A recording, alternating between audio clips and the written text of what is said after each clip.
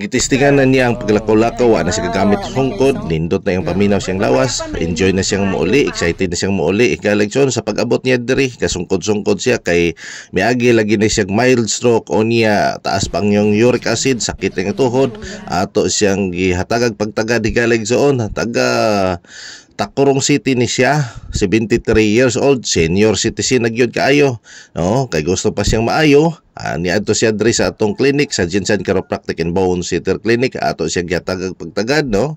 Lipay na siya kay wa na siya gibati siyang lawas, no? Nindot na iyang paglakaw-lakaw, wa na siya gamit og sungkod, katong may mga balatian nga sama niya diri na kamo sa Jensen Chiropractic and Bone Center Clinic. Welcome ka Jensen. God bless you all. Amping kanunay.